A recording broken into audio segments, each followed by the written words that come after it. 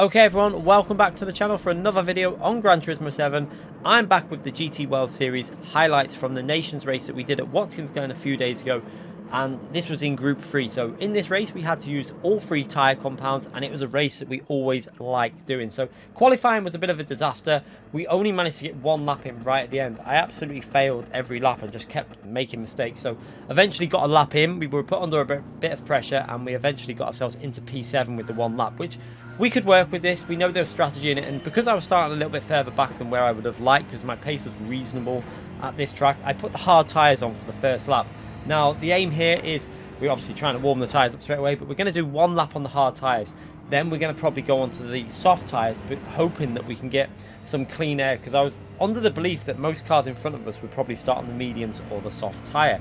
But as you can see in front of us, as we come through here, you're going to see we get a little bit of a moment on the curb here. We touch that curb and it instantly spins us on the curb there. So a little bit of a weird, strange moment there. Now we have experienced that in Group 4 even more. So Group 4 is going to be very, very tricky when a race appears at this combination in Group 4. It's going to be an interesting one. But yeah, you can see the car in front of us there, clearly on the hard tyres as well. You can see that he's losing grip through that corner. So from this point, I could tell that P6 is also very likely on the hard tyre along with myself.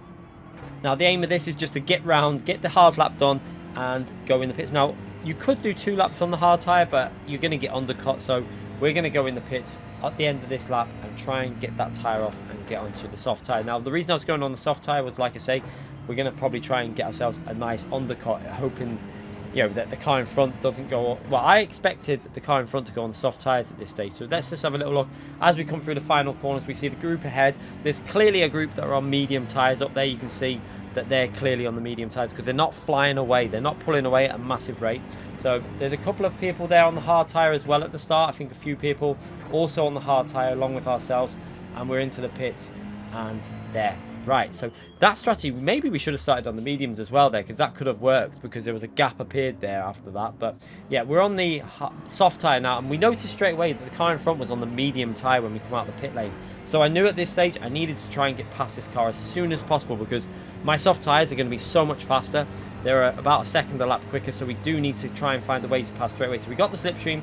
We're going to go to the left-hand side of the track. Now, there is a bit of lag going on there, but we know that we're going to have extra grip over that medium, especially fresh out the pit. So we brake late. However, he hits a curb a little bit funny. That wasn't intentional. He gives us a little hit there, but it was purely because he hit the curb a little bit aggressive, and then when he rejoins, he hits the curb again. So I don't think there was anything deliberate in that. It was just a case of he hit the curb funny, it knocked into the side of the car. But we're going to go for a send here because we do need to get back past him. So we're going to send it up the inside.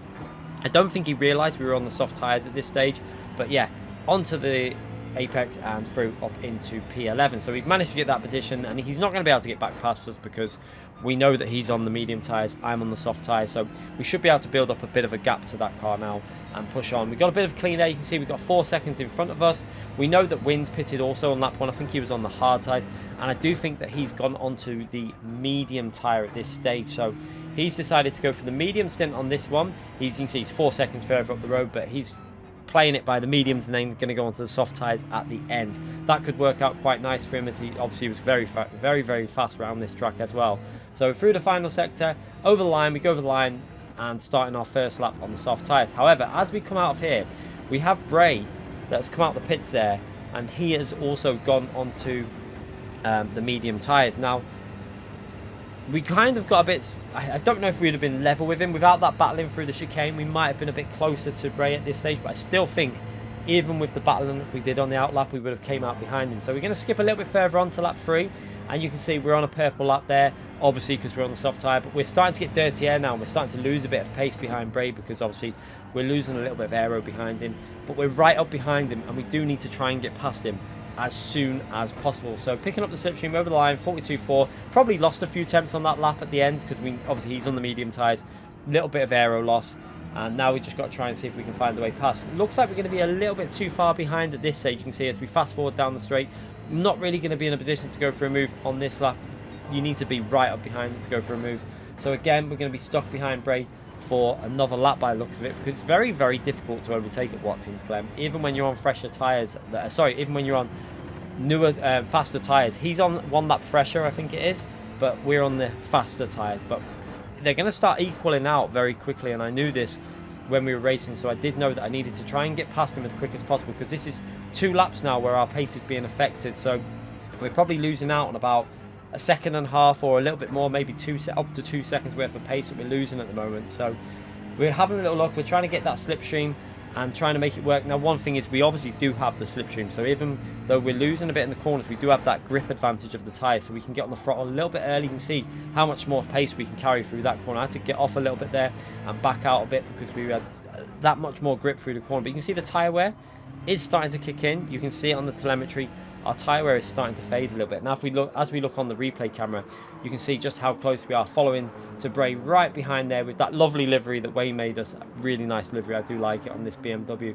Into the final corner, and we're trying to get a good run off there, but again, we're not really going to be close enough to go for a move into the braking zone for turn 1.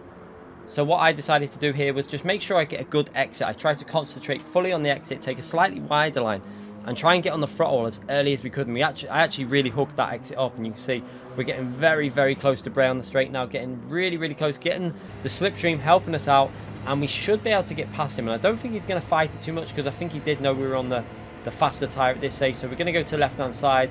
We've obviously got a lot more speed from that slipstream, and it looks like he gives it a little lift there rather than fighting through the chicane. So finally got through, but we have lost about 2 laps worth of pace there. You can see that wind, we still caught wind up by a few seconds, but I think we would have been right behind them at this stage if it wasn't for obviously being held up a little bit there. But it wasn't all lost. We skip ahead now to lap 7, and we still got Bray right behind us. You can see wind is around 1.6, 1.7 seconds. The tyres are starting to equal out now. You can see that wind is starting to match us, and Bray behind us is starting to also stay with us in the mirror. However, that dirty air, look at this, as he gets on the throttle, because he's so close to our rear of our car, loses control, and that is his race pretty much over there, because he's lost so much time.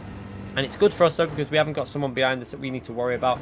And I decided that the tyres do look like they're fading at this point. I could tell at this stage that wind there on warm mediums is clearly pulling away from us. So I decided, let's get in the pits, let's go for the long stint on the mediums and risk 9 laps on the mediums. So the strategy for me in this race was 1 lap on the hard tyre, 6 laps on the soft tyres, and then we're going to do the 9 laps on the medium tyre. So making sure we get a good clean pit entry, very easy to pick up a 3-second penalty there, into the pits. And we're now going to put the medium tyre on. Now the medium tyre was actually probably the stronger tyre for the race, because it could do 9 laps without too much fade on how the tyre wear kicks in. So luckily for us, as we come out the pits, I've got no one around me, and this is a perfect situation. We're coming out the pits, we've done all our pit stops now, so we do not need to pit again.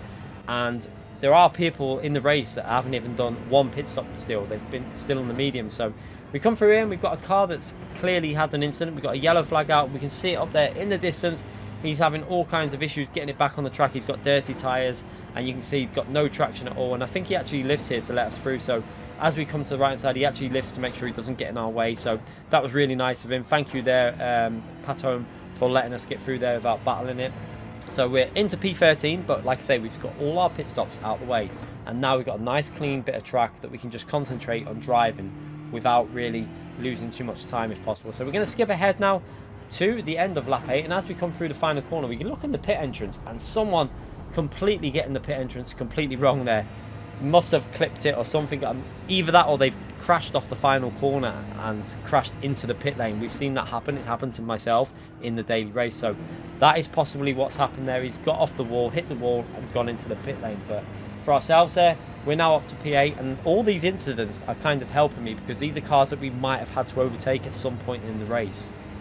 And we can see that we're actually gaining on P7 as well. So you can see a lot of people into the pits that lap, and we're starting to gain as we skip ahead to lap 10. And you can see now we're coming out, we're in P6, we've got a car coming out the pits there right in front of us. That is Wind. He's come out onto a fresh set of soft tyres now. So we did gain a little bit with that earlier pit stop.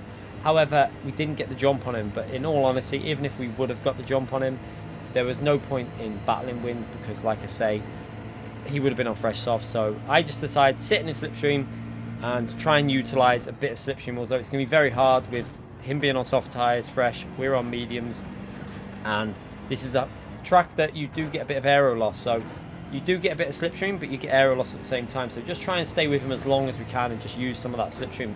We've got a 4.5 second lead to the car behind, so that's pretty good. We know Alex Zoni is on the soft tyres now, So P9 is on them soft tyres. However, his tyres are going to be fading towards the end, but I'm doing 9 laps on the medium, so this is going to be very interesting with all the different strategies playing out. And this is why I do love these races, and I say it all the time. I wish we could have more races like this as a daily race with all 3 tyres and have some proper strategy battles, you know, putting hard tyres, medium, soft, and it'd just be so much more enjoyable than sometimes always having the same tyre. Although I have seen recently, obviously PDF improved with their races. We had 2 strategy races previously. This week we're just with the fuel saver. So hopefully next week we'll be back to some strategy races with multiple tyres. Be good to have a soft and a hard tyre race, I think. So get rid of that medium and make sure both tyres are compulsory. That'll make it interesting again.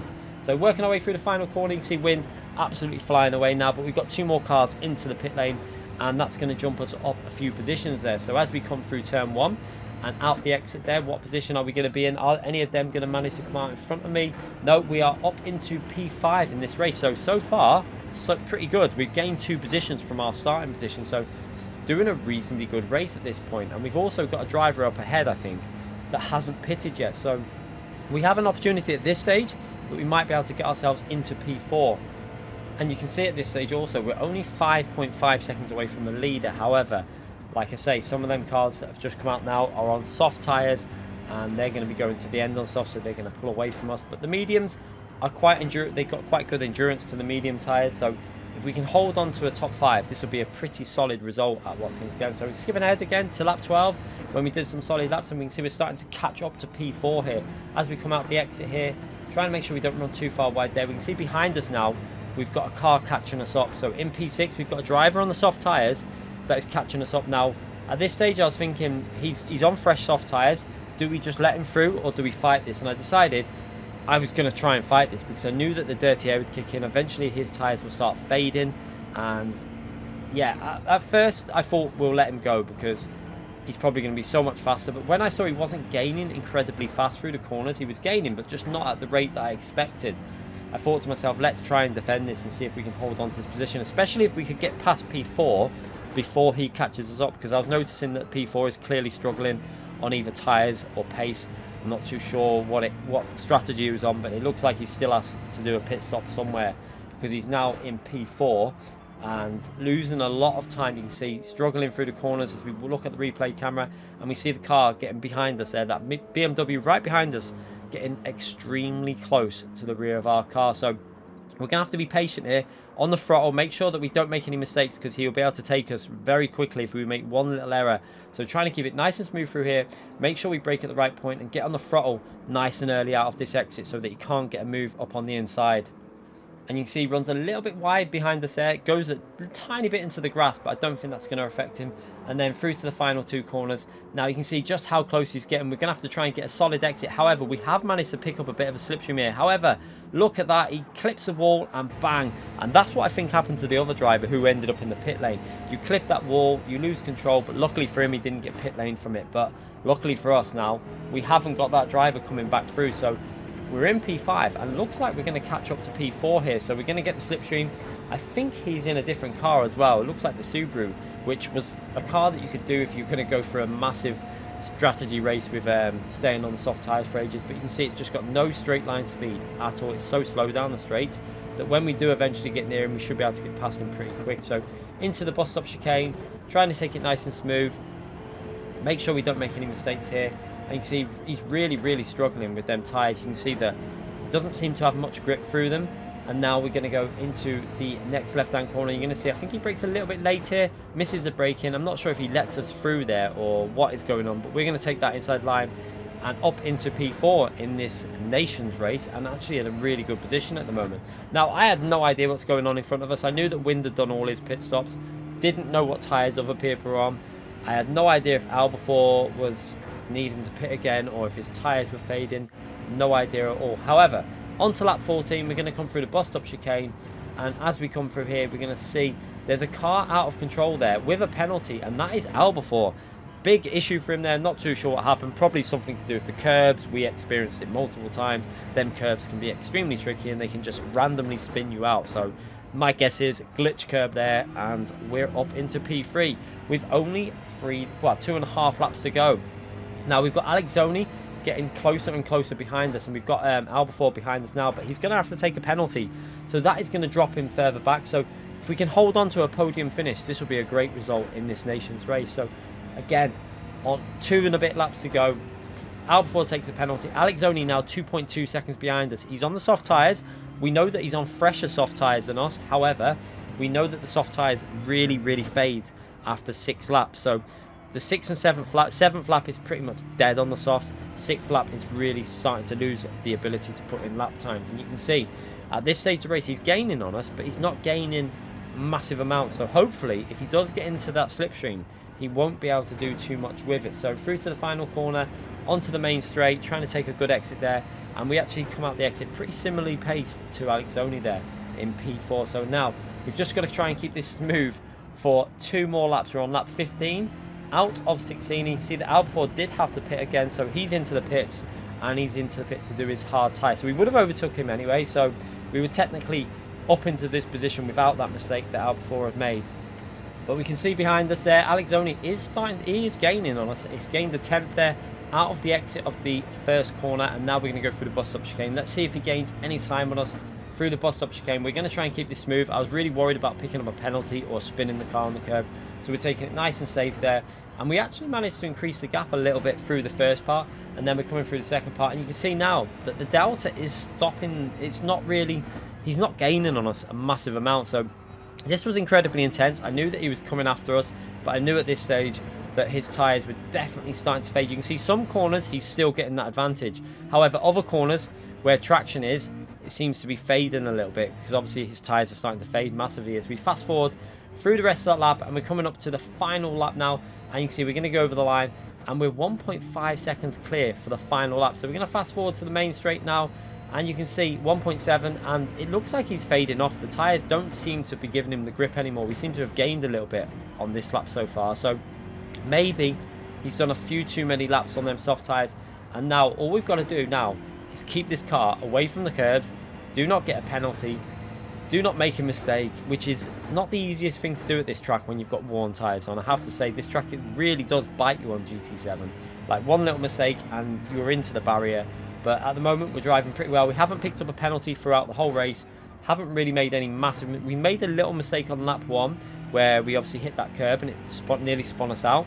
But other than that, and the battle we had on lap 2 I think it was, not really much gone on. We've managed to keep it quite safe, got past cars when we needed to get past, and we're up into P3 and 1.5 seconds clear of P4 with only a few corners to go. So again, I decided to use mixture 2 here, not for fuel, purely for traction, because I didn't want to lose the rear on that left hand corner, because that left hand corner there caught me out so many times in daily race that was on during the week.